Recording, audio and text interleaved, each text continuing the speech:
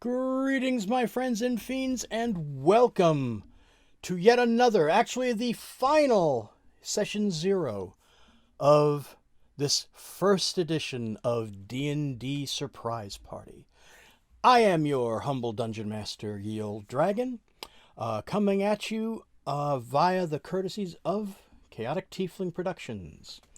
Um, so, session 05.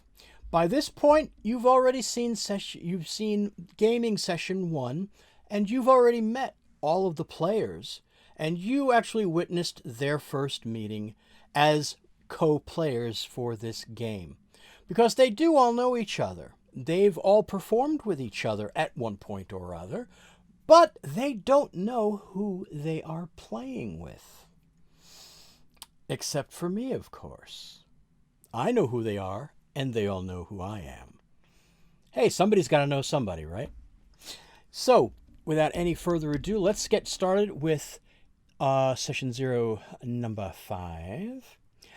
And for that, I would like to introduce our last player for this series, and that is Nikki. Hello, Nikki. Hello, everybody. It's me, Nikki. I'm so glad to be here. And I am very, very happy to have you here. I wish us to be friends. I wish us to be better friends. Backer. So yes, Nikki and I met during the Chaotic Tiefling productions of What Streams May Come, um, the wonderful Merry Wives of Windsor Such a good episode. play. It was a lot of fun. Yes. And that's one of the things that led me to start to try this here, was just how everybody has just gotten along so great on the during the plays and on in the community, and I couldn't have pulled this off anyplace else, just because of the fact that so many that it's like we've been so blessed, we've been so lucky, as our off-screen Oracle Babs the Bat, my producer, has said, we've been very lucky to get no real jackasses. We've been really lucky with that. We have so many good people, and so nobody will have a problem with anybody that they're playing, even though they don't know who they're playing with yet. Yet. So tell us a little bit about your experiences with Dungeons and Dragons. How long have you been playing? I have been playing Dungeons and Dragons since 2013, I believe. Okay. Was the first year. 2012, 2013. December. That weird in between moment. And I started with a group of friends. I moved in with a group that played at the house that I was living in, and so it just seemed like the appropriate response to just start playing because it's there. I actually started with Pathfinder first, and then we moved on to Dungeons and Dragons 5th edition when it came out. And I actually started. There are a couple of groups that have done that. There's one group that comes to mind, but I can't think of the name at the moment. I can't think of the name of what group that everybody knows of. But I also started dungeon mastering that same year, probably like a couple of months later, because I thought Dungeons and Dragons 5th edition was so easy. Like I just started playing it and I was already like, oh, I know the basics here. I could run this. And I haven't looked back since. So, and now you also are the dungeon master for a popular stream. Yes, I was like, popular is maybe not the best. We have a very tight-knit, wonderful community that I'm proud of.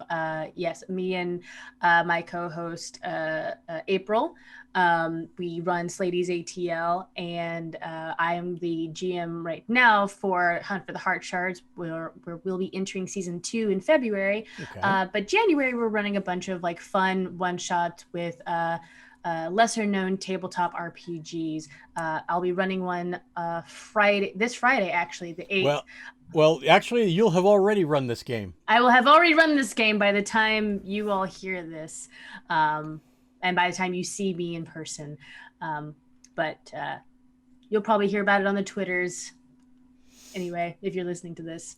So yeah, cool. Well, this is actually going to be put up on YouTube between session 1 and session 2. Nice. all the session zeros are going to be put up there. I wanted to record them all, and so this way the viewers that are interested can see how our players came about to choose their characters, or vice versa. I do love a good character creation session that's not an actual gameplay session. It's just completely building the characters. Yep. And that's actually come under a lot of conversation lately, and not necessarily in a positive way.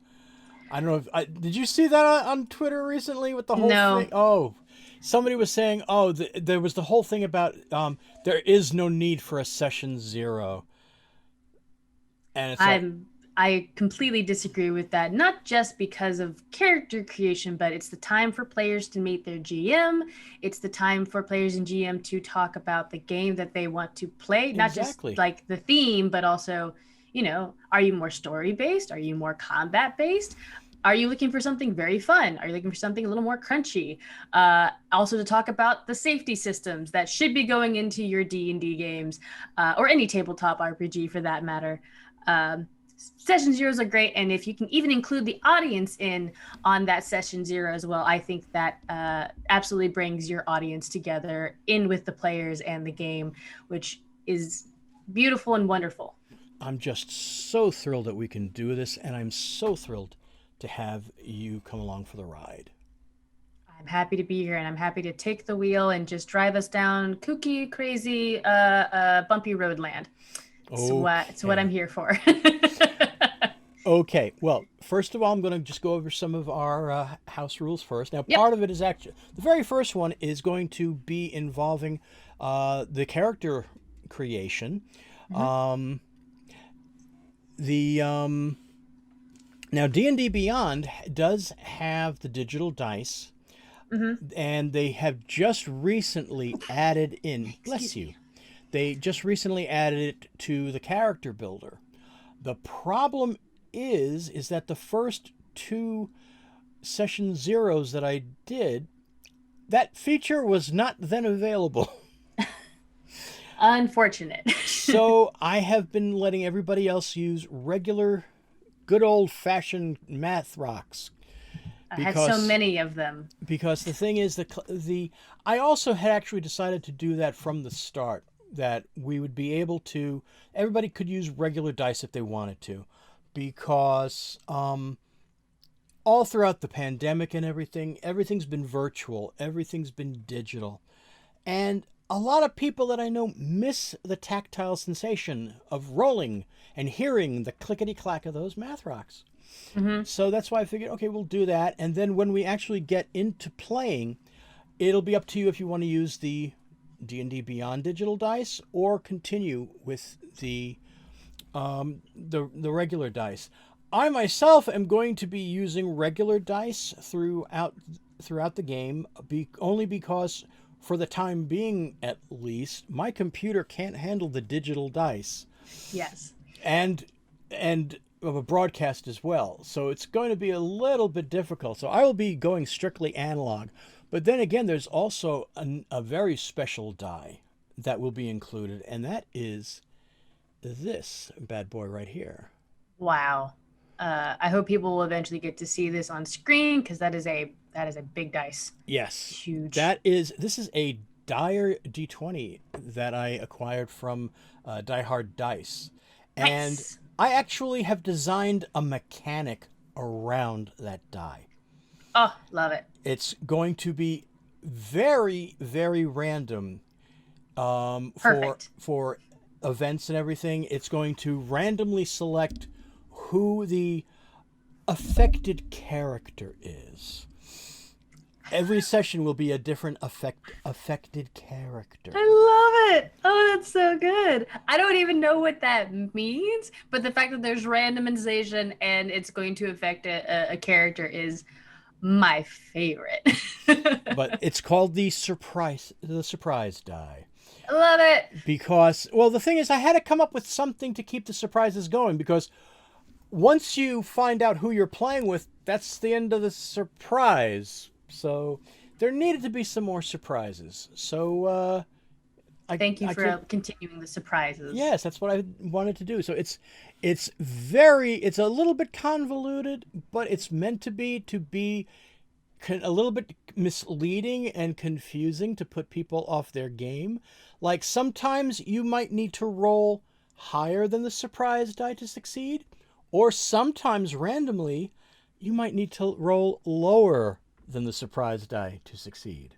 Perfect. As long as we know beforehand, I'm completely for it.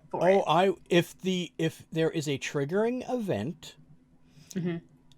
there will be a roll to see if an occurrence will happen. And if the occurrence happens, then it will be rolled as to whether it is a beneficial occurrence or a baneful occurrence. Wonderful. Love it. But if there is no occurrence at that particular triggering event, the affected character is not yet informed who they are.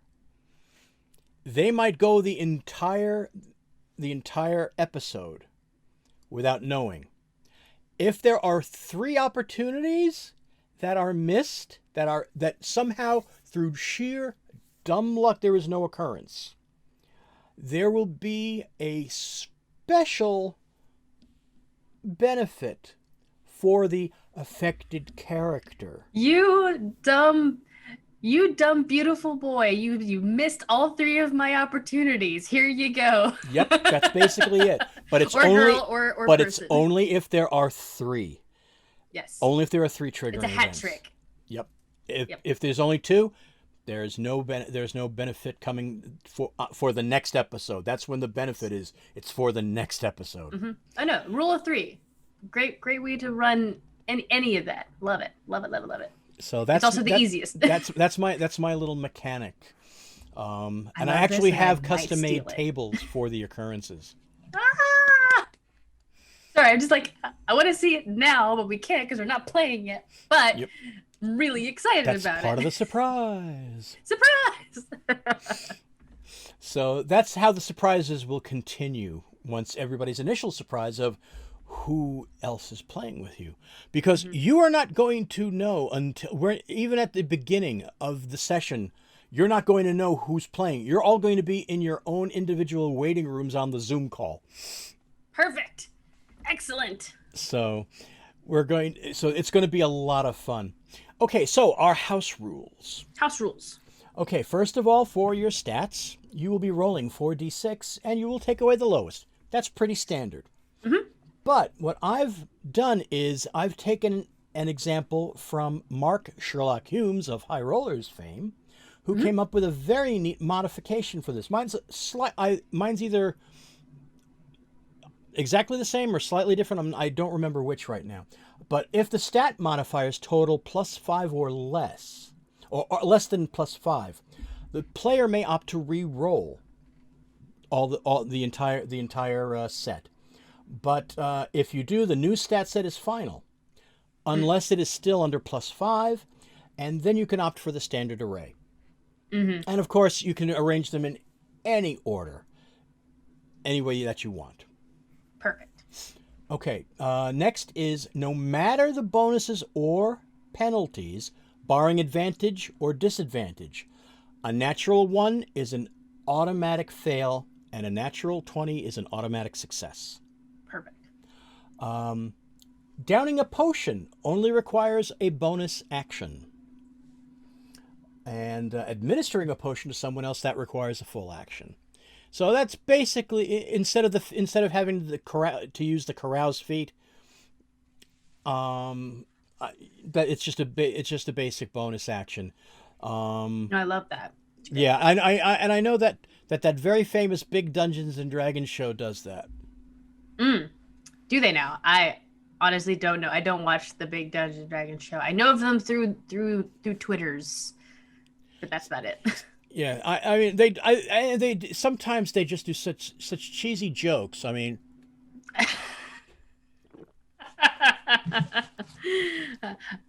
What jokes could you possibly mean?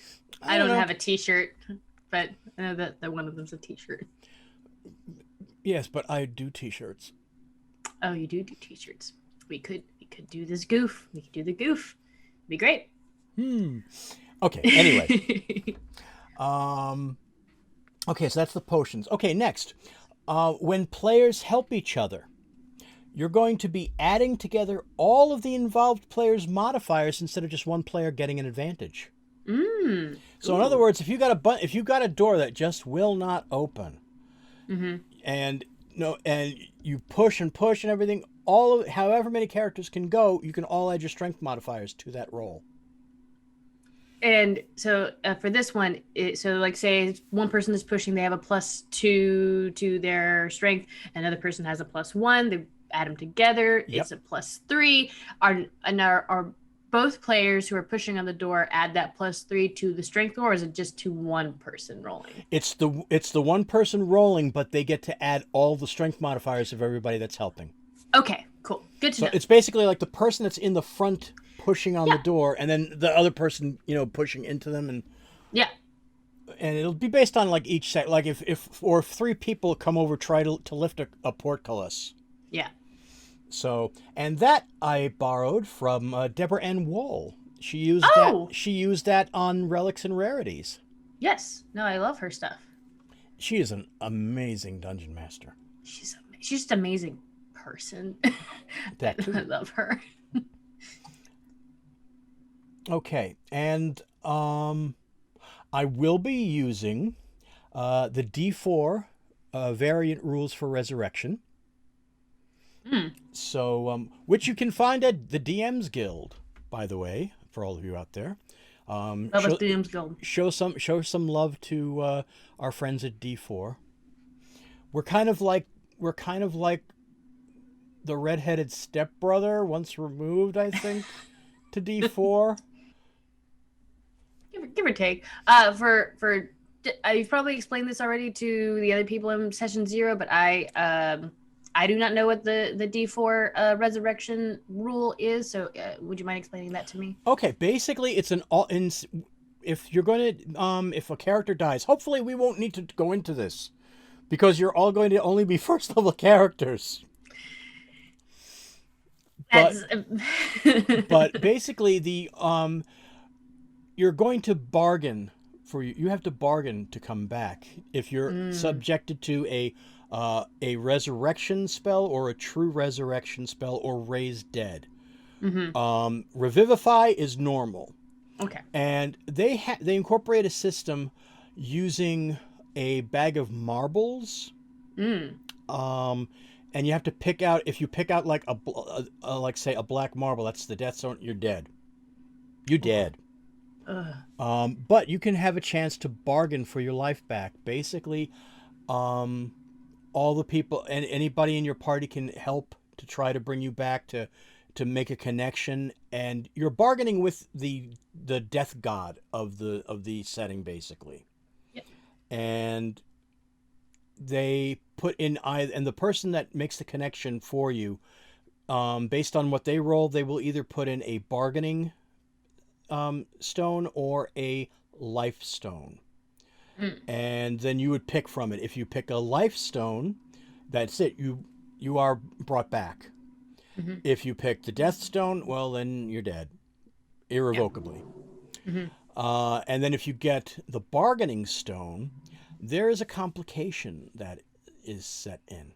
Mm. So which is any of 50 different possibilities.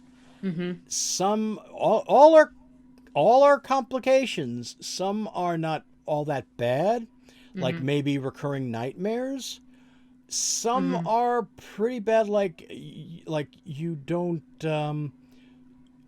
you do anything you can to keep your last two pieces of gold for the ferryman.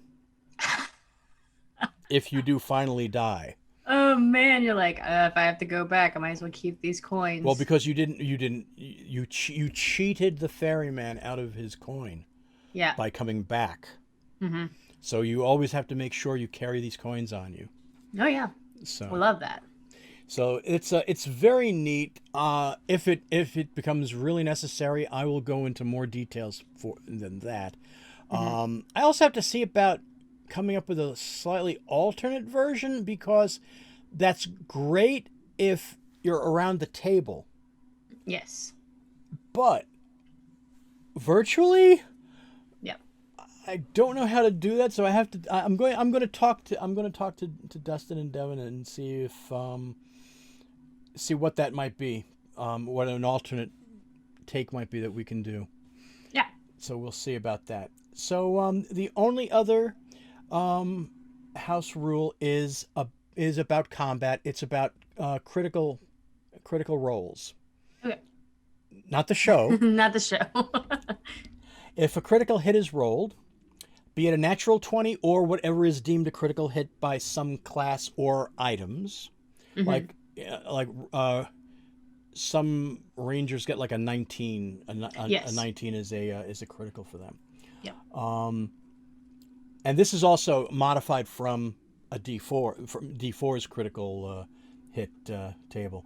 Basically, what happens is you calculate the damage as follows: you do the full damage, the full base damage of the dice that you would normally roll, plus a standard roll of the base damage, plus the modifiers on top of that. So, example, if you've got a barbarian with a natural 20 with a great axe, you would do 12 plus a D12 plus your strength modifier and your rage damage too. Actually, your rage damage would be doubled. Oh, okay. Because class effects that add damage to the attack, such as sneak attacks or smite, doubles the damage. Well, I assume because those are rolled, right?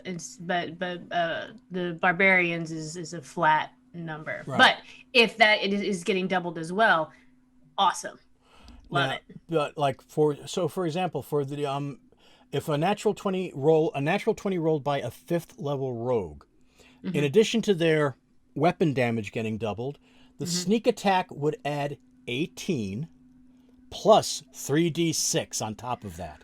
Oh yeah, I've run a rogue before, and they can get really gross when they hit their critical. If they get a critical hit on something, it's bad. Now that'll also include spell attacks. If the spell requires an attack roll and you score a critical hit, it's treated in the same manner. Example: a warlock that rolls a natural 20 for their Eldritch Blast. Yes, their bread and butter. They would do 10 plus a D10 force damage. Nice. Now, and still they would have to roll each individual attack, just as always. Yes. But spells that require the target to make a saving throw instead of an attack roll, like a fireball, that's not affected. No. Yeah. Because then that would just be ridiculous. Yes. And that would just be ridiculous. And like, would that be them rolling a natural 1 and then you get the critical hit on them? Like, that might be that might be something considered due to the rule of cool. I have to have some secrets. Then I won't. After all, maybe. I am a very public villain. A very public villain. So that's basically our house rules. Excellent. Okay. So, all right. So then what, as far as the safety rules go, I'll give you a brief idea what we're going to be doing. First off, we are going to be playing The Sinister Secret of Saltmarsh. Which is the first adventure in the Ghost of Saltmarsh book from Wizards of the Coast. Yes. Do I have that book? I don't have that book, but I have it on D&D Beyond. Well, I love it. it is it's going to be for the most part as written. I've modified it somewhat because I actually first ran Sinister Secret of Saltmarsh back in the 80s when it first came out. Ooh. And it's always held a nice little special place in my heart. I was running a long-term sea campaign, and we were just about to finish when Saltmarsh came out and was talking about water combat. And I was like, this would have been nice to have had a year ago. That's the amazing thing too about like some of these adventures double as source books. Yes. Because Ghost of Saltmarsh is a source book for anything seafaring, any for ship to ship combat, for maritime adventuring and whatnot.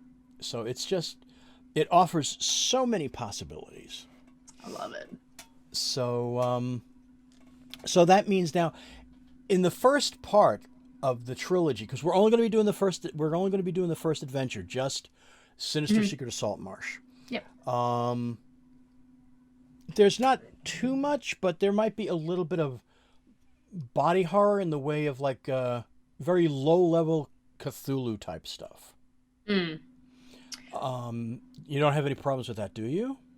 The only like body horror that I am against is very graphic descriptions of like intestines being ripped out of bodies, Okay.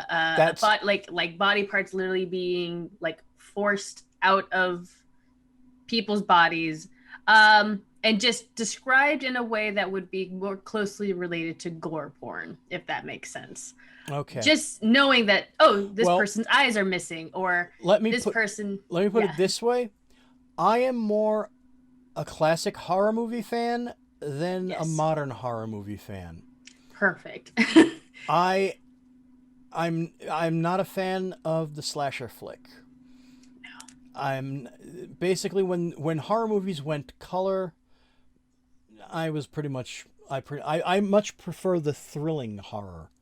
I prefer the suspense. Yes, like the there's a bomb under the table, but you don't know when it's going to go off. Right. But I prefer like the classic Universal monsters, even some Hammer to some extent. Yeah. But like all the more modern stuff, all the Euro gore and everything like that, you're not gonna hear me describing stuff like that. Like you walk into the room and your guide stops suddenly and his upper half slides off of him as he has apparently been cleaved. Like that's fine. Like that, I'm cool with that. But like, yeah, the descriptions of like you walk into a room and there's viscera everywhere, intestines hanging from the ceiling, and it's like I've only played with that kind of person once, and it was very obvious what kind of game they were playing, and I didn't want to be in that. So understandable. Okay. Yeah, it's not going to be it's the thing is too, this is not going to be like say like in like a high power game of Vampire the Masquerade where you're going to get that kind of graphic descriptions and everything. I mean it's a module for first level characters. Yes, that's also true. Like yes. Okay.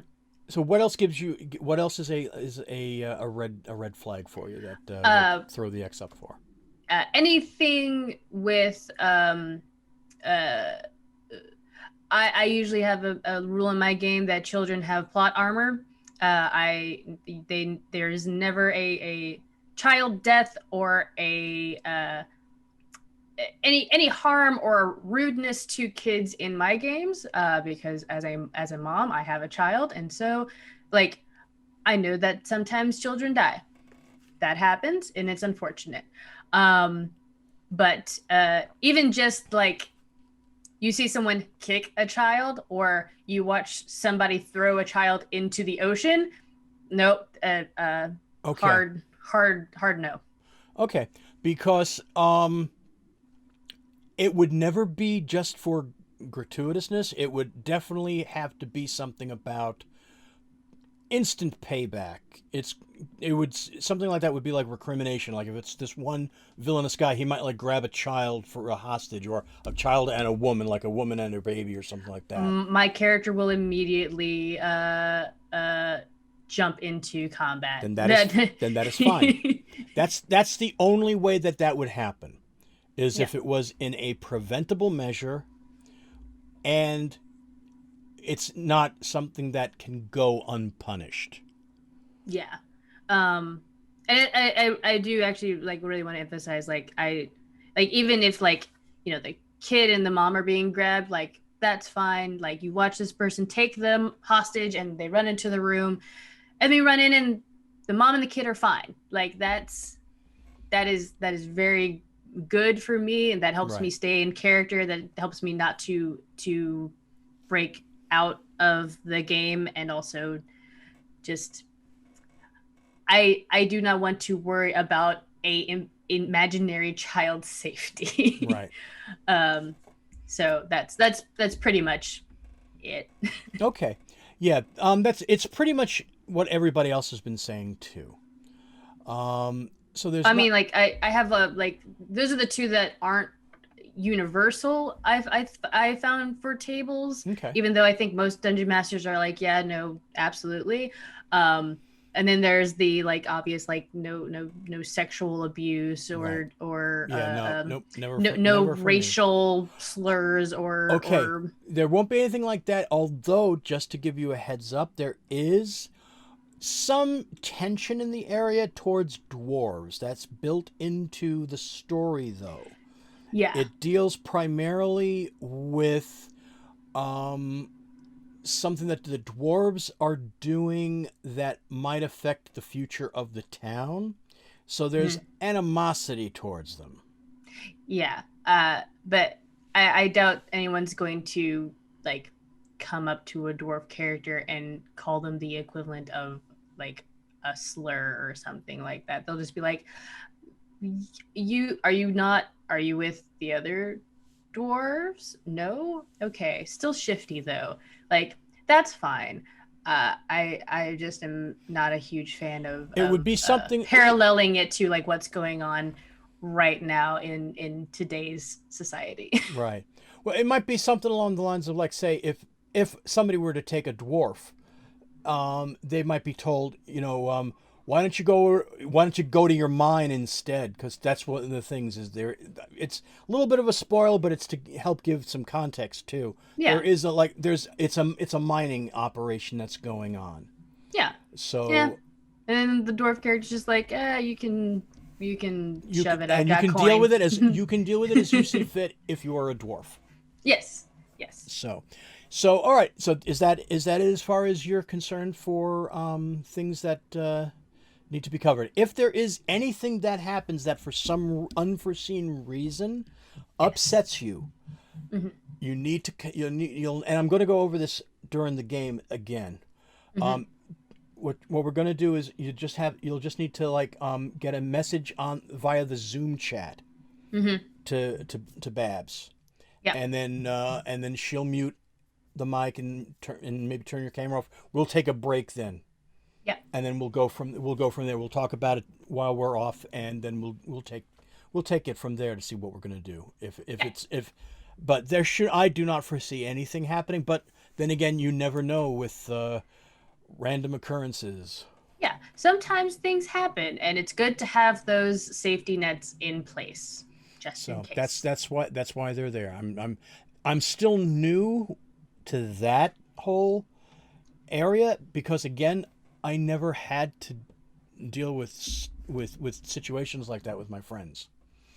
So because we all pretty much watched the same kind of movies and TV shows and read the same books, and so it was like everybody kind of knew like what like some of us didn't like or anything like that. So this part of the Session Zero is still very new to me, trying to figure out the safety things. Well, to give you a really good example of when this happened to me in a game with my friends, we were playing like a Mad Max game, and we were saving a bunch of damsels in distress from a slaver camp, like a goblin slaver camp. And I turned to the dungeon master and I said, I do not want to save people from a slaver camp. I kind of don't actually want to like go deal with that. Even if I am the victor and the winner in this scenario, I'm not okay with slavery at all, like in the game, period. Even though like y'all watch Mad Max and like, oh yeah, they're keeping them hostage and everything. It's like still not okay with like whole ass slave trade though. Okay, because there might be cults, there might be a slaver faction that needs to be broken up. So that's okay. So I'm glad you mentioned that then. Yeah. So I'll have to see about modifying that part. And like, I feel like it's might be a yellow flag for me right now. I was also like, still trying to figure out my levels of okay with certain things. Okay. But one's a veil, not a hard no. Okay. Like I won't need to like turn away from it, but because it would be strictly set up to be defeated. That's their purpose, is to be defeated. Actually, a better example is my dungeon master didn't ask me before we like met up with a group that was supposed to be my family, and they did have slaves, and I was like, no, you didn't ask me about this. Okay. And no. Okay. But if it is like you are meant to stop them and free them and all that stuff, like that's fine. That's okay. Well, I'll see what you might not even run into that section, but it is a possibility. Yeah, it's also fluid. Like again, my big hard nose I've already mentioned, which the gore porn and child harm. Like those are pretty much my two really big ones. Okay. And then everything else, I'll let you know if anything comes up. I'm pretty vocal about. Okay, because if you message something to Babs through the Zoom, I'll be able to. She'll be able to tell me through my headset what I need. What I need to know, and then I'll be able to like say, okay, we're gonna take a quick break or whatever, if worse comes to worse. Okie dokie.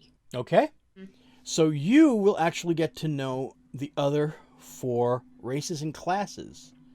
Perfect. So you get the chance to fill in, for example. And yeah, we're already very spellcaster heavy. Oh, perfect! Oh my god, I have the perfect character.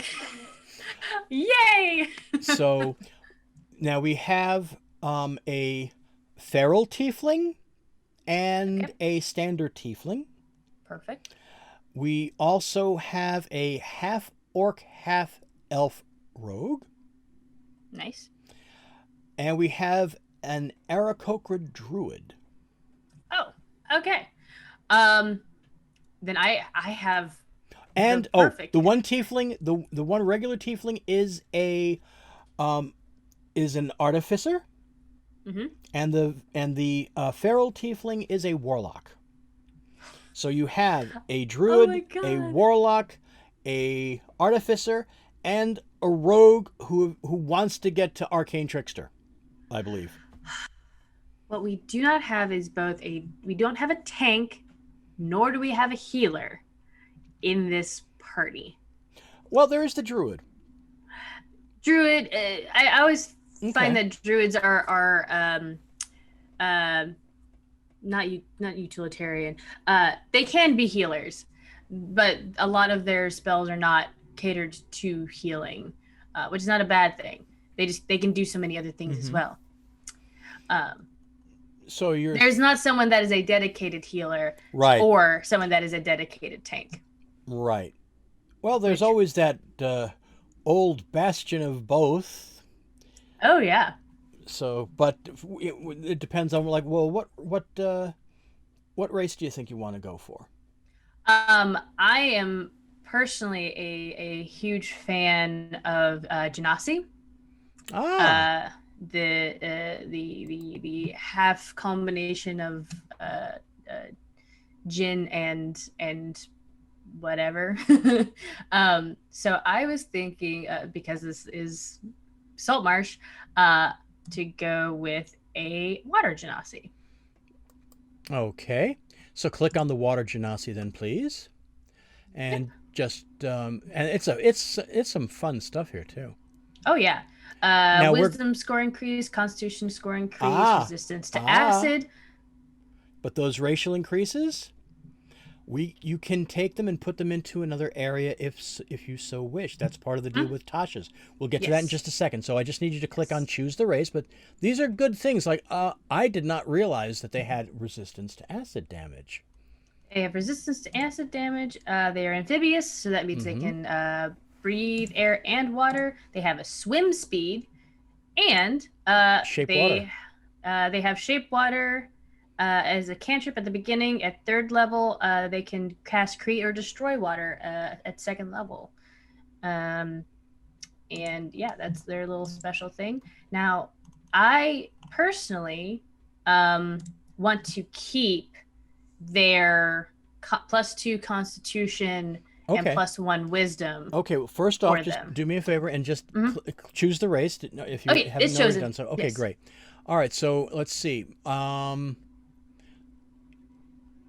Okay. Do me a favor. Click on the Origin Manager anyway. Yep. You'll still be able to choose as you will, but it'll open up other possibilities for you as well. So with the Mm-hmm. origin ability increase, it'll let you go to anything other than if you want to go with the Constitution, you can go with that, or put those 2 points to something else. Same with the single point to Wisdom or whichever one should you choose. You just can't put them in both. Oh no, yeah, yeah. And then origin languages, if you don't want to go with the standard languages that they have, you can opt to choose something fun. I think they get primordial and common, I believe, as their starting languages. Okay, If so I'm not, if I can't remember. It's been ages. well, I'll leave that unchecked on my screen, and we'll see what we do from that. But I think let's see what we got. So we'll go back to racial traits, and let's see. So everything else is in there already. Now you wanted to keep. You said you wanted to keep the Constitution by 2. Oh yes. Okay, and you want to keep the Wisdom for the +1. Mm-hmm. Okay, so we'll do that. All right, so now let's go to class. Actually, Or do you want to go sorry. to your abilities first? Well, yeah, I usually go to my abilities first, and then however that kind of shapes up, then go to my class. I'm currently debating, like, do I actually want to do that, or do I want to change my wisdom score to intelligence? Because I'm debating whether or not I want to be a fighter or if I want to be a cleric. Or what about a paladin? Or a paladin. Combines the two. It does. Because you do get the lay on hands at first level. I do. I really like paladins. I feel like I'm already playing a paladin. So oof. I mean, some clerics can be very tanky. Life clerics, life clerics can really tank it up. Oh, okay.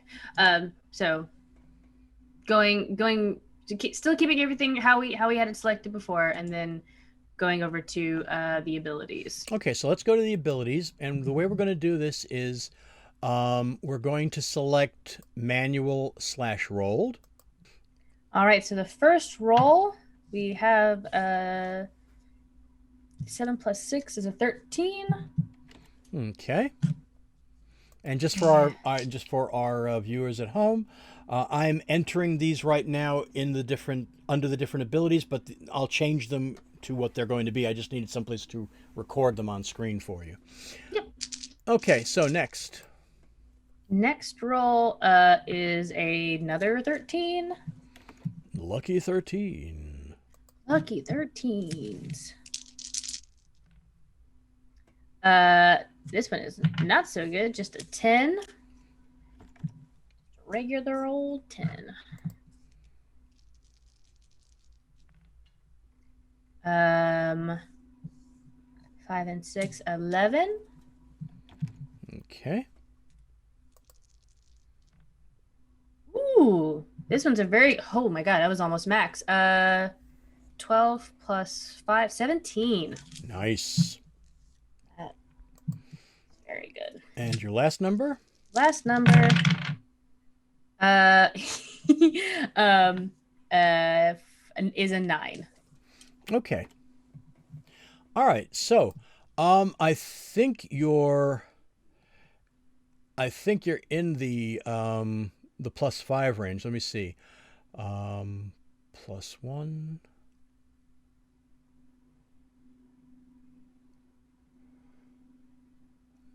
+2. All right, so +2. Actually, you're at a total of +4.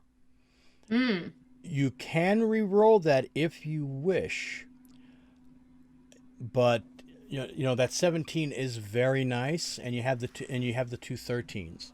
You don't get any modifiers from the 10 and the 11, and you get a -1 on the 9. That's fine. I'm actually a fan of having a stat that is either a minus or a 0. That is a character stat, flavor stat. There you go. So I think if I am going to go, I could go paladin, but I'm already playing a paladin.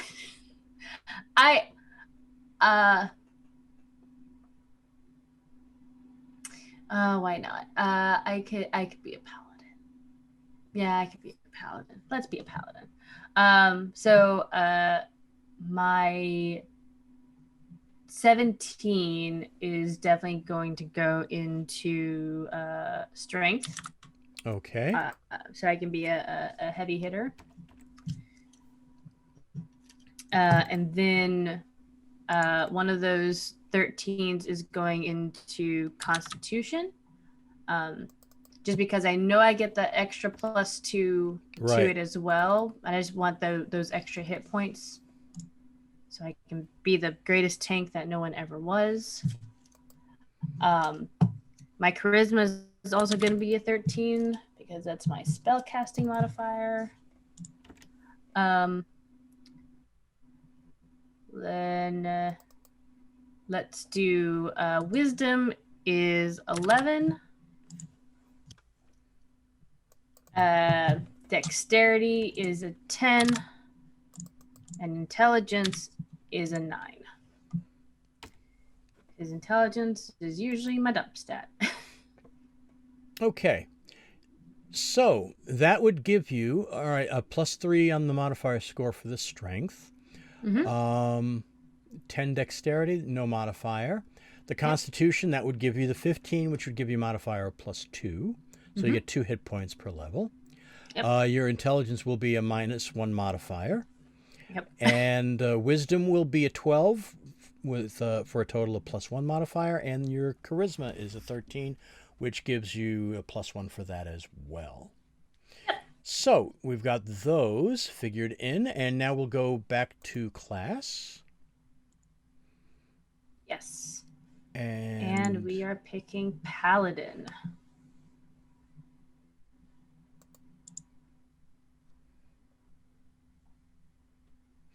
Okay, so we're adding the class. Yep. And let's go to optional feature manager. Mm-hmm. And we're going to click on additional paladin spells, even though you won't get those till second level, but we'll set them up now. Yes. Same with, we're going to check off Harness Divine Power. Because you can use, one of the changes from Tasha's Cauldron of Everything is that you can now harness your divine power to replenish your spell slots. Ooh, that is very nice. And then, I like that. And then another one is check off Martial Versatility. And what that does is kind of like the way some spellcasters can change their cantrips when they reach an ability score improvement level. Yep. A paladin can change their fighting style from, say, like dueling to dual wielding. Mm-hmm. From protector to defense. Yep. Yeah. Okay, so we'll go back to class features. So, proficiencies. Yes. Well, you'll come away with all armor and shield, simple weapons and martial weapons. No tools at this time. Your saving throws are wisdom and charisma. Mm-hmm. And you get to choose 2 from athletics, insight, intimidation, medicine, persuasion, and religion. My guy here, or my girl, actually she's going to be a girl. She is going to be proficient with athletics and medicine. Okay. And the medicine.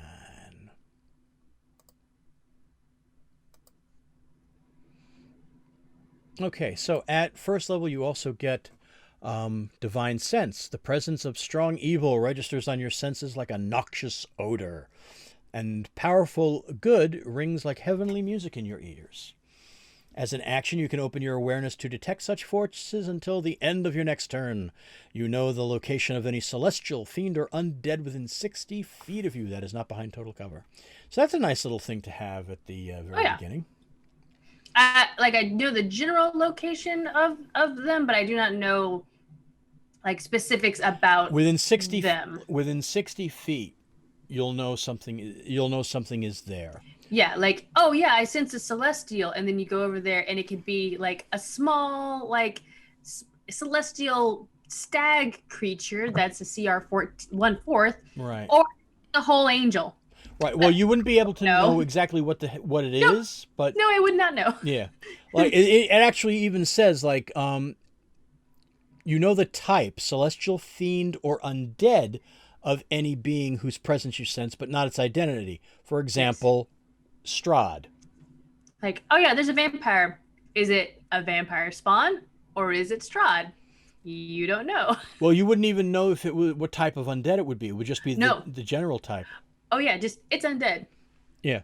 Oh, yeah. Okay. So I wonder if I'll be able to turn it. And you go around the corner, turn, and there's a mummy laughing at you. Yep. I also with this sense, with the same radius, I can detect the presence of any place or object that has been consecrated or desecrated, as with the Hallow spell. Yep, that's a nice little thing. And now, if you'll notice on the bottom, it says you can use this feature a number of times equal to 1 plus your charisma modifier. Mm-hmm. So that's something that they've done too. They've also made a couple of changes in some of the rules with Tasha's, where you'd be using your proficiency modifier instead of some of the other modifiers. Yeah. So they made that change, which kind of that. makes a little bit more sense. Yeah. Especially if you are trained in something, but maybe it's not as good as your proficiency. This is something that you've trained in. It should should show. Also underneath Divine Sense, we have Lay on Hands, which is my first level healing ability. Which is very necessary. Yes. I won't heal you up to full, but I'll keep you from dying. So you'll start out with a pool of 5 points. Oh, yeah. I will keep you from dying. Yep. I'll give you 1. Don't lose it. Everybody gets giving 1. Somebody a penny. Yeah. Wow, thanks, Spider-Man. Everybody gets 1. Everybody gets 1. Yep. Okay, so we have your hit points fixed. We have we have your class selected. So and your Yes. ability. So now we're going to go to number 4, description. Since we've already done your abilities. Mm-hmm.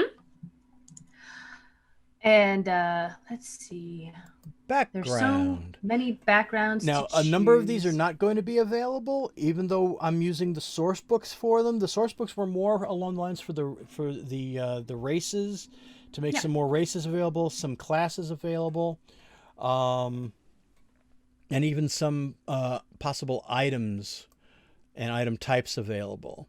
But stuff that's like specific to like the guilds of Ravnica, Mm-hmm. or the households in Mm-hmm. Eberron or Theros, or um, any of the like the backgrounds that involve critical role, like Yes. the Cobalt Soul or the Myriad Operatives, like that. Yeah. Let's see. What does this have? Um, like that. That's fun. Okay. Yeah. Let's do that. Uh, my background is I was a shipwright. I was actually looking at several, but I clicked on that, and unless we already have a We shipwright. actually do have a shipwright. Okay. I actually don't want to double up Okay, on on. we have a shipwright. We have a sailor. Hmm. We have um a So. let me see here. We have a far traveler, Hmm.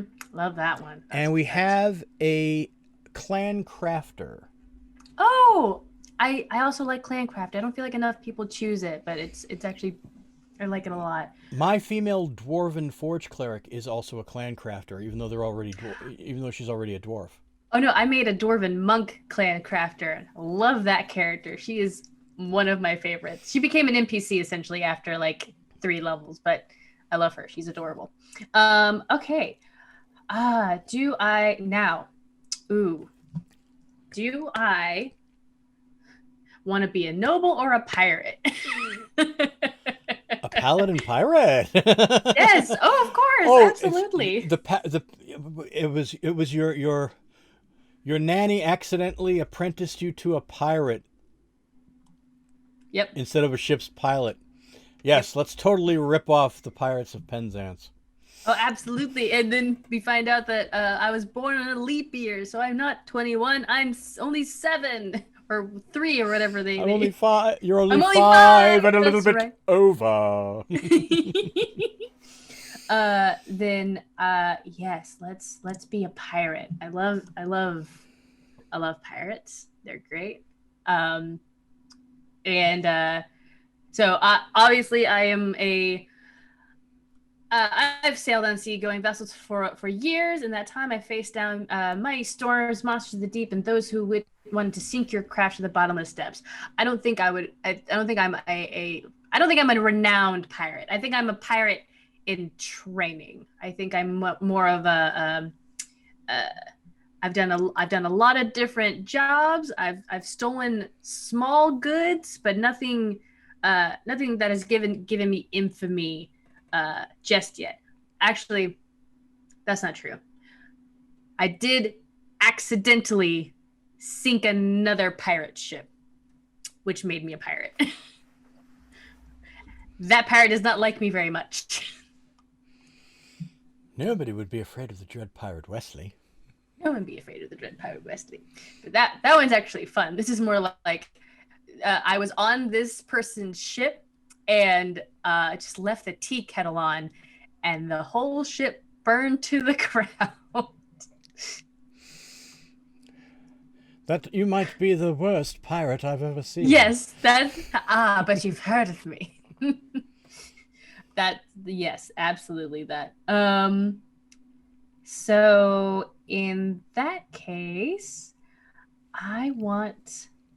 Ooh, do I want? No, I have a 0. I have a 0 in. I have a 0 in dexterity. I'm not picking any of those dexy skills. I am for my background as a pirate, really really bad pirate. I have perception and I've chosen survival. Um, I get the tool proficiencies, navigator's tools, Yep. and I'm proficient with water vehicles. Yep. Now you have a bad reputation. I have a bad No matter where you go, reputation. people are afraid of you due to your reputation. Which is interesting considering you're a paladin too. You're like a noble pirate. And yes, no, I'm absolutely just melding these two wild forces together that don't seem to work, but I'm gonna make it work. It's gonna work. I eventually will come up with a better backstory than they sunk a ship once. They might not have actually. Well, this is the thing. This is their background. This is what they did maybe before they were adventuring, or what they currently do while adventuring. I think this is what happened before they became a paladin.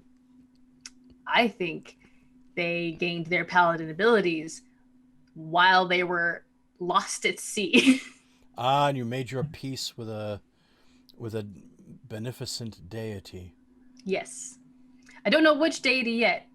Maybe I don't know yet. As just I pledged to somebody as I fell asleep in the water that I would serve them if they saved me, and then the next morning woke up in salt marsh with my claim to fame of setting pirate ships on fire already preceding me.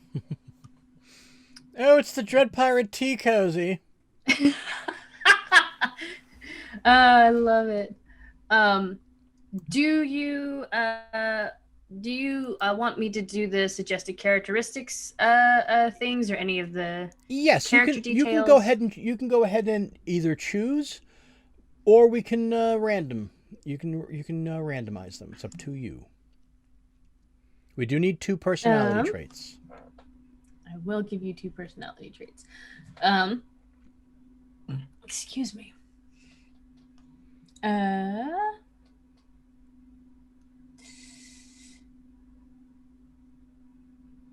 I work hard so that I can play hard when the work is done.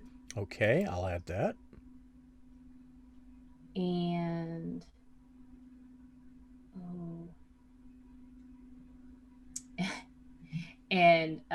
I enjoy sailing to new ports and making new friends over a flagon of ale. Okay. I love some of these other ones. My language is as foul as an odiug nest. Like, oh, I almost did pick, to me, a tavern brawl is a nice way to get to know a new city. I was like very close to picking that. Okay, so that's the personality trait. Yes. Next is ideals. I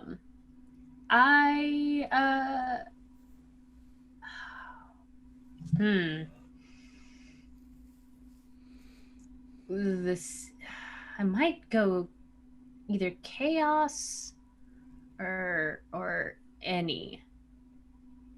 I was wondering if you were going to go with freedom. The sea is freedom, especially being a water genasi. Oh yeah. I don't think Lulu likes to be tied down anywhere. So let's go with freedom. The sea is freedom. Freedom to go anywhere and do anything. Okay. Next up is bonds. James Bonds. Bonds. Leap bonds. Let's see.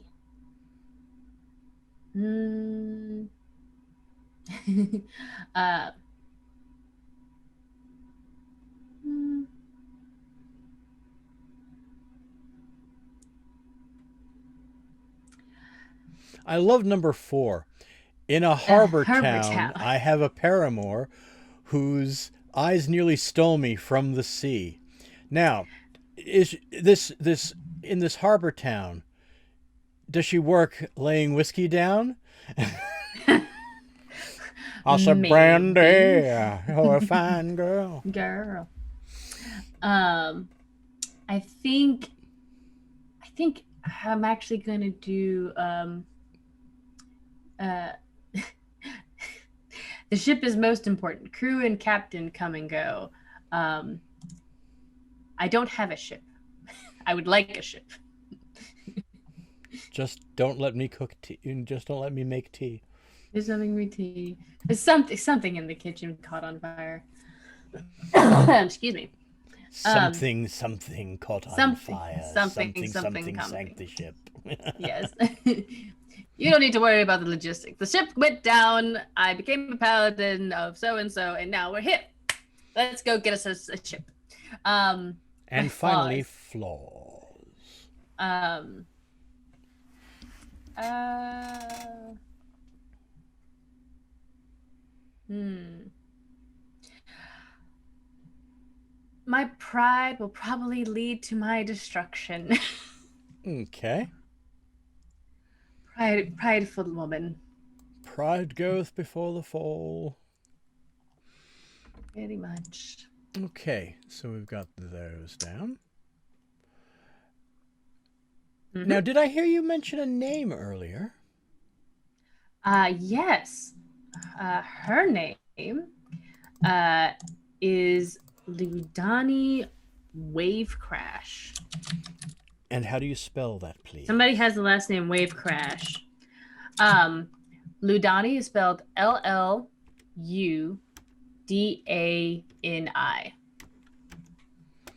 Wave Crash. Mm-hmm. That's very nice. Yeah. And although I thought I heard you mention Lulu. She goes by either Lulu or Donnie, though. Okay, so People who call her Donnie do not live long. Okay, I'll put in parentheses Lulu. I love the name Lulu. I think it's sweet. Okay. So now we go to physical characteristics.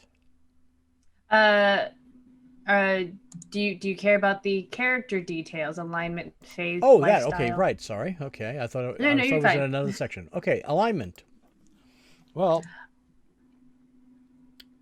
I'm not of the type that the paladin is not necessarily lawful good. Yeah, they've done away with that in D&D 5th edition, where paladins are required to be lawful to. They just have to put forth their oath to their deity or their cause that their deity supports. Yes, and I am going to say for now until I can choose a deity or if you would like to pick which deity, because she doesn't know. She just woke up on the beach one day, could heal people with their hands. Am I giving you too much fodder? Never. Okay, I can also scrounge through and find a deity. But if you want to have that lording over me, take the wheel. I love that. That's my favorite. All right, you asked for it. Perfect.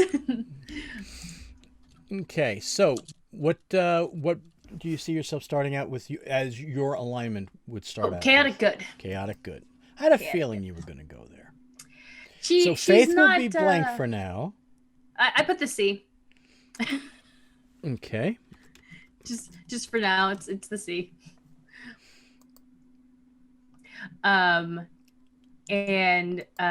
lifestyle, I imagine she's modest. Unless you yeah, I'll go. No, I would say you're able to scrounge around enough of a situation. I mean, modest lifestyle keeps you out of the slums and ensures that you can maintain your equipment. You live in an older part of town, renting a room in a boarding house in a temple. You don't go hungry or thirsty, and your living conditions are clean, if simple. Ordinary people living modest lifestyles include soldiers with families, laborers, students, priests, hedge wizards, and the like. I imagine staying in a temple where they don't really ask too many questions, especially if you can heal and have an affinity for medicine. They just are like, all right, stay out of trouble, stay in this room. That's very possible. Yes, we will see about that. I like it. Okay. All right. So let's minimize that and let's go to your physical characteristics. Alrighty. She has um she has jade, almost an opaque green hair that changes length depending on her moods. Some Okay. days it's as short as the low tide, and sometimes it's long and flowy, and you can even see small curls like the sea foam at the bottom. Okay. But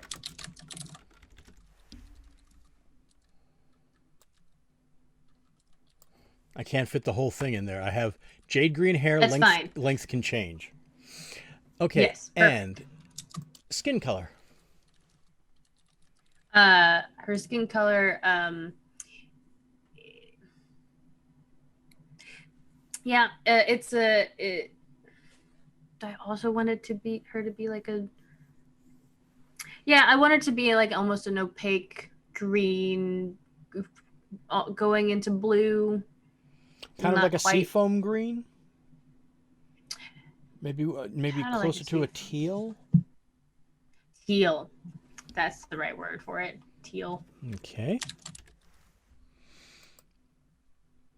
Eyes, emerald green or ocean blue? She actually has brown eyes. Brown, okay. Brown. Brown-eyed girl. Yeah. Do A very remember when? a very clear cutting brown. I don't know if that means anything to anybody. Height. She's probably maybe like 5'9". Okay. Not terribly tall, but not terribly short. Right. She can get things off the top shelf. Right. Maybe a little bit on the muscular side too, with a 17 strength. Oh yeah, no, she's built like a Russian shithouse. Well, she's a brick. Mm-hmm. Howls. Thank you. Weight, I'd probably say like 200 pounds of just pure muscle. Okay.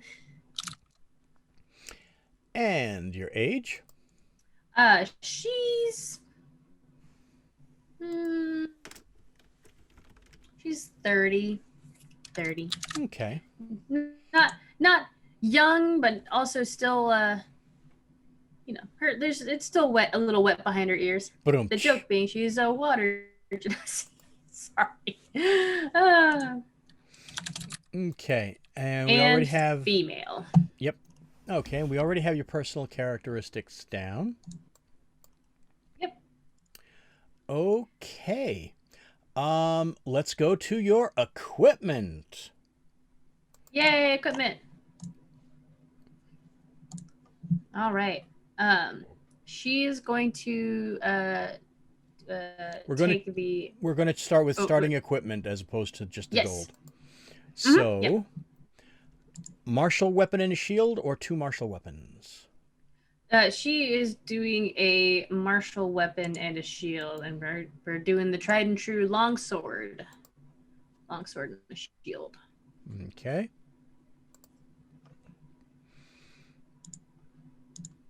And do you want to go 5 javelins or any simple melee weapon?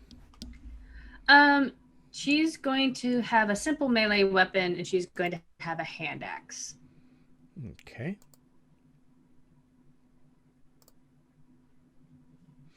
Now, Priest's Pack or Explorer's Pack? I think, as much as I would love to give her the Explorer's Pack, I think story-wise, I think she gets the Priest's Pack. Okay. because of her staying in a temple. She has a chainmail and a holy symbol, which is a small little amulet. It is a very the temple that she stays at is like an all denominations temple. So there's just like it's essentially a prayer beads. Like they aren't attuned to one specific god or a deity, but because she honestly isn't a very religious person, but it's good to have them. Okay. You also have a belaying pin and 50 feet of silk rope. Excellent. And you can choose like a rabbit's foot, a small stone with a hole in the center, or some other trinket. I'm gonna actually just go with another trinket, and she has those prayer beads that also count as like a not a symbol of good luck, but you know, her faith guides her. Okay. Whatever her faith is. And you also have a set of common clothes and a pouch containing 10 gold pieces. Yep. All right. I'm going to go ahead and equip her items now so that they will already be equipped. Yep, that's what I was going to say. You're on the money. Okay, so you're going to be equipping your chainmail, I take it. Mm-hmm. Okay, and I guess you'll be equipping your hand axe and your longsword. So this way you have the choice to have them ready. That's what I've done too in setting up my own characters, and I've done for the other players too. I've set them to be wielded and worn. Yeah. Like wielding it doesn't, for at least for me, it doesn't necessarily mean that I actively have it in hand. Right. Just when I say I drop this or I grab this, I already have the modifiers ready to go, and I don't have to. The only thing that I would not automatically equip because it does make an impact is the shield. Mm. Because if you're going to say yes, I'm holding the shield just about all the time, that'll keep your AC up by 1. Whereas if you take it up by 2. Up by 2, right. So, whereas if you don't have it wielding, you don't get the modifier. Don't get the modifier, yeah. I could, I don't have to have the shield up right now, but, because I'll put it back on with combat, because you're not walking around with a buckler attached at your arm the entire time. Okay. Then again, I know what my AC is without any of this stuff. It's a 10. Not bad, not great. Well, you've got the chainmail, so that'll be a big help. Now you will get disadvantage on stealth. Yes, I will. Let's just see what we got here. Yes, your wisdom and your charisma saves are both at +3. There's that letter D at stealth. Yep. You have your survival at +3, your medicine and your perception at +3, your athletics at +5. I was about to say, like, what? Yes. Your arcana, history, investigation, nature, and religion are all -1. Yep. And there are your skills. Your languages that you came away with were indeed common and primordial. Yeah, that checks out.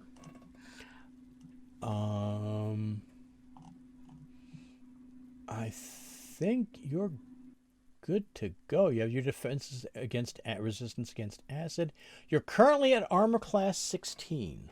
That is with the chainmail on. Yes. When I put the, because remember you have a 10 dexterity. Yes. So that's no modifiers. Nope. To armor class. So that 16 is pretty much all the armor. No. With the if I add the shield to it, because the shield's not added right now. Right. With the shield, it would be 18. Yes. which is ridiculous. So, and there's your hit points max 12. Your walking speed is at 30. Proficiency bonus plus 2. Um, you don't get any of the spells yet. Well, except for shape water. But that is a racial That's an ability. at will. That's a cantrip at will, based on the race and everything. Okay, we got your equipment down. Okay, so you were part of a pirate crew. You Yeah. sailed several years for them. The captain saw you as a definite commodity, being a water genasi, a spirit of the water, if you will. Your captain considered it a good omen the day you signed on board, because he felt like he would surely have the blessings of the sea on his side.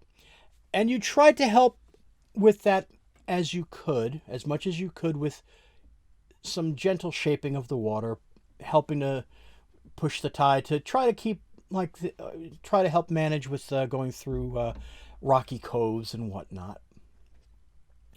Um,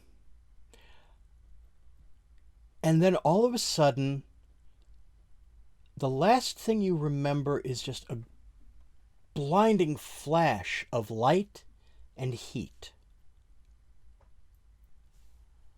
And you find yourself half awake, maybe half dead, you're not sure. And you're floating. You're floating in the sea. There's the smell of burnt wood. There's smell of exploded gunpowder filling the air. You can barely see through your hazy eyes. You're having such problem keeping them straight. They're rolling around in your head as you hover, seemingly between life and death. It could be between wake and sleep. It could be between life and death. You're not sure. It comes and goes with each wave. You have enough presence of mind to know that something disastrous happened. You don't know what. And you're almost positive that you're going to die. And you see another type of blinding light. But this time it's very warm. It's not hot. It's not painful. It's warm, and it's almost welcoming. And you hear a voice. You're not sure if it's a male or female voice. It's just a very nondescript voice asking you if you want to live.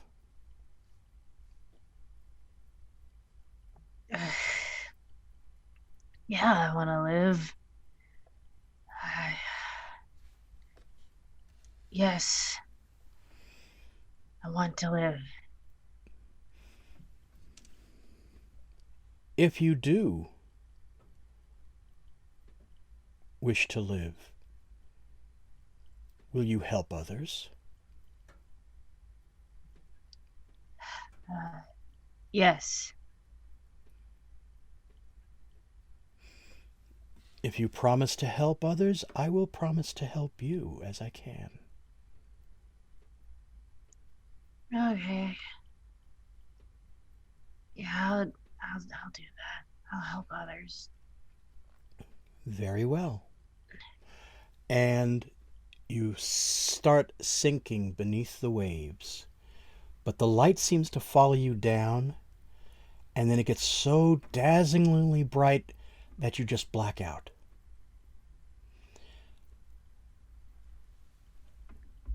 You start to regain consciousness. And you feel the familiar wetness of sand on your face. And you hear the familiar mournful cry of gulls overhead.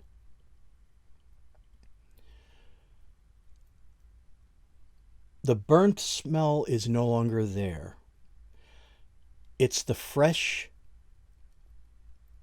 morning tide. Not necessarily a pleasant smell, but considering your situation, you think it's the most amazing thing you've ever smelled, because it means you're alive. And as you're lying there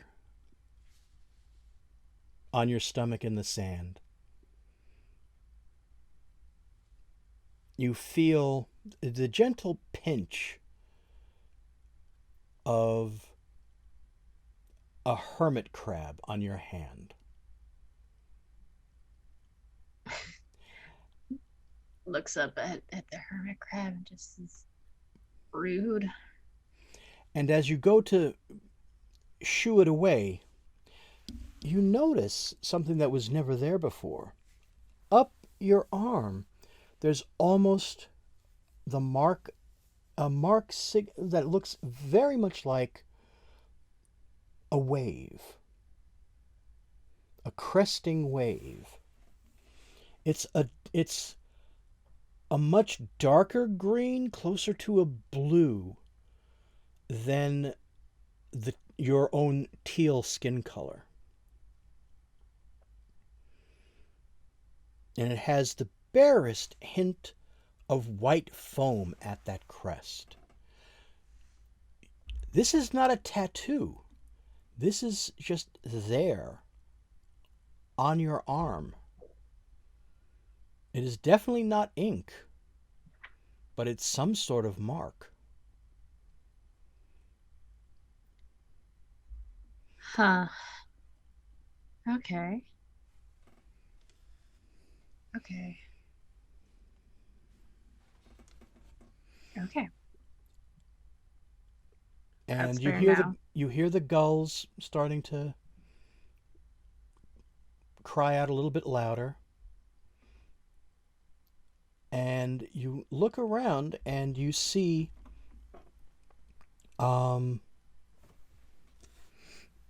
two shapes coming up the beach towards you in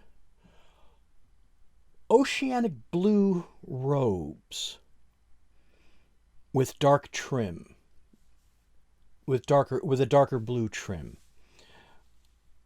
And the hoods that they wear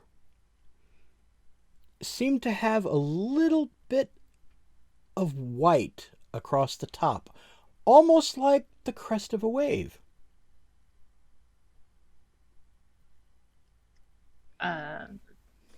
Lulu tries to get up shakily. She's covered in sand and she's tired, but she You're also gets up to her your knees. clothes are also very tattered.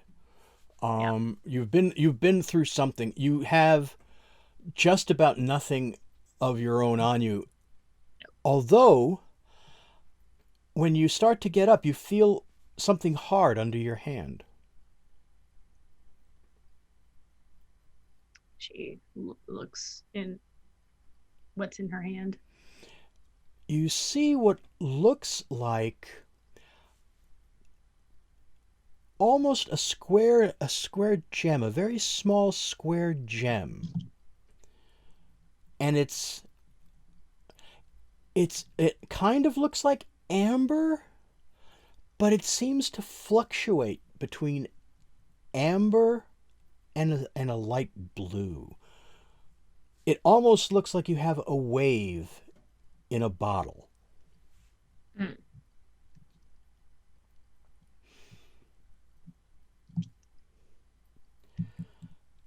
And these two robed figures come up to you. And they pull the hoods back. And you see one is a sea elf, and the other is a human. A human woman and a sea elf man. And they come up to you, and the sea elf says, "Are you hurt?" Uh, no. No, I don't think I am. You look at yourself, and you feel remarkably well for what you've been through. Oh no, yeah, like You're there's full, you're at your full hit points. In other words, yeah. I'm physically fine. I am hungry and I have been lost at sea. So that's what I'm dealing with. yes, there was a great explosion out at sea. We were told of this. We were That's told what to that come find was. you. Am I under arrest? Why would you be under arrest, child? No reason, just cautious, I guess. No, we were told that you would be coming, and we were told that we should help you. By who? By our mother of the sea.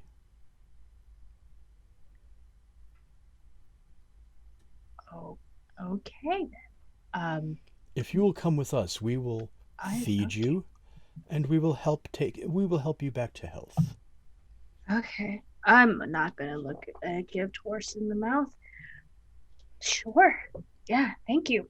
And praise be to the mother of the sea, I guess.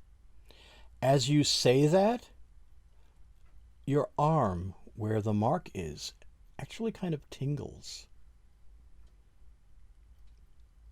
And you Yeah, that's notice the little gem hmm seems to glow a little bit. okay.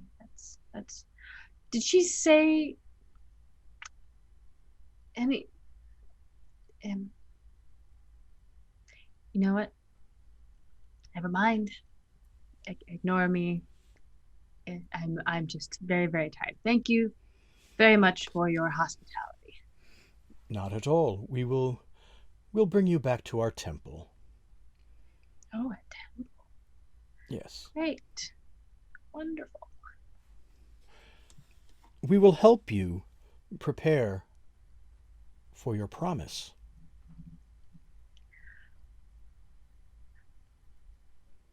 What promise was that again? Don't you know? You made the promise last night. I was um out at sea at death's door, and the last thing I remember was uh, a light and falling under the waves. I don't recall much after that. I'm sure it will come back to you in time, child. You need some good rest after a good hot meal, and all will That become more clear. would be great. Our mother knows best. I guess she does. We will take you to our temple. It'll be just a short while. It's on the outskirts of the town of Saltmarsh. That is where you are now. Oh, Saltmarsh. Does ha, have I been to Saltmarsh before? No, you have not. You know of it though. One of your other crewmates came from Saltmarsh, and it's a very small fishing port. Um, the last he heard from family was that there was a little bit of a struggle going on with the nearby kingdom trying to exercise more control over it, trying to make it a big port city along the lines of Waterdeep or Neverwinter. And the townspeople don't really want that to happen. And that's all that you really know of Saltmarsh itself. Okay, small port town. They probably have not heard of I'm gonna think of the name for this person. Captain. They probably have just out of curiosity. Do you guys get do you guys get pirates around here? Oh, there's the area has been the area has been assaulted by the sea barons for numerous years. In fact, the kingdom of Keeland wishes to gain a little bit more of a foothold in Saltmarsh to help fight them off. Doesn't sound like they're going about it the right way, though. Hmm. Well, there is some opposition that the townspeople have. From what I understand, we do not try to insert ourselves into that situation. We prefer to to have our temple as unmolested as possible. Although that has been getting rather difficult of late, as we are quite almost literally between a rock and a hard place. You see, to our east is the port of Saltmarsh, and then to the west a bit up is a dwarven mining complex, an encampment. They're looking to establish a settlement, and there seems to be some sort of disturbance between the two of them, because the mining settlement would mean larger traffic and would actually help in advance the I believe the word is urbanization of the town. I mean, So commerce we're quite is. literally between them, and it's we try not to get too involved, other than assisting those who need our help. I see. I see. Okay. All right. Cool. Yeah. No, I will. I'll help you guys best I can as long as I can have a roof over my head. Uh, as I figure out what to do next. Excellent. I'm very happy to hear that, just as I know our mother of the seas. Yeah. Let us go to the temple, All right. and we'll find out what happens at the temple on January 13th, which you'll Yes, have we already will. seen by the time this airs. Yeah. So, These were Lulu's humble beginnings. so what do you think? Oh, I'm very excited. Um, I do have one thing that I don't mind this being in the recording because it just occurred to me. Um, I jokingly said, oh, what if she left the tea soaking on the kettle or soaking on the stove? Um, Even with like having like a small fire in a kitchen galley, that's not going to cause a ship to explode. That's right. So Lludani and probably the captain of this ship and probably a few of the crewmates think that she might have been the one to do it. She was the last one in the kitchen with the stove. But That I was want to the last believe thing that you knew you did until you yes, found yourself in the ocean with the ocean. exploded. Yeah, no, that's what she thinks she did as well. She thinks she did that. Well, we'll have to find out, because as far as you know, nobody else survived the ship. Absolutely. No, no, no. Nikki, the player, is happy for her not to know anything, to just assume she caused the death of her crewmates and the captain and blew up this ship I and see. Okay. sunk her things. But also Nikki, the player, is like, well, what if there's more to it than that? What if she was set up? Which I love that. I'm just giving you fodder. Here, Oh, take I know. it. Oh, yes. Yes, give it to me. Ha ha ha ha ha. Okay, well, As I've told many dungeon masters before, here, take this small thing from my character and hurt me.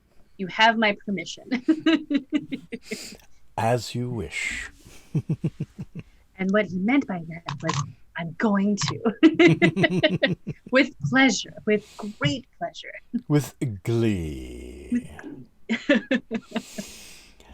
Delightful. I'm so excited to play a pirate paladin. Oh my god. This is definitely shaping up to be a wild party. I'm excited. Oh, I am too. Every character that we've done in these sessions 0 has been such a wonderful surprise for me. Excellent. And I love every single one of these characters. And just when I wonder what the next person's going to come up with, and I get such a wonderful surprise each and every time. So thank you for continuing that. Oh, of course. Absolutely. I'm going to warn you. At some point, this character is going to start a rebellion. I don't know where. I don't know how. I don't know for what cause. That's going to happen at some point, though. Okay. Well, we'll have to see if the seeds of a rebellion can be planted next time. They're there right now. What are you talking about? Well, we will have to see it next time because of the miracles of time travel. Oh, that's right. The miracles of time travel. We're wibbly wobbly, timey wimey. Yes, excellent. And so that's going to be it. Really, do you have any last words that you want to tell everybody, like where to find you on the Twitter sphere and whatnot? Yes. This has been Nikki, everybody. I cannot wait for you all to meet Lludani Wavecrasher Lulu, this reluctant pirate pally of ours. And if you want to find me, follow me on Twitter at BWiggedDM. You can also find me at Slady's ATL. We have a Twitter, and you can watch our shows on twitch.tv/Slady's ATL. Again, we're having a bunch of fun little one-shots that we're doing through the month of January. And then we'll be back with season 2 of Hunt for the Heart Shards, our Sailor Moon campaign. It's great, and it's full of friendship and rainbows and girl power. And magical girls. And magical girls. And that'll be starting back up when? February 5th, I believe. Why am I bad at dates? February 5th. Yes, the first Friday of February. Oh, okay. Friends and fiends, thank you so much. I hope you've enjoyed our Sessions 0 for Season 1 of D&D Surprise Party. I have had such an amazing time with these wonderful players and meeting these wonderful characters. And I hope you've liked meeting them in session 1, and I hope you like seeing where they came from in these sessions 0. So remember that D&D Surprise Party is on the Chaotic Tiefling ATL Twitch channel every Wednesday night at 7 p.m. Eastern Time. So that's going to do it for yours truly, your humble dungeon master. And we will see you next time.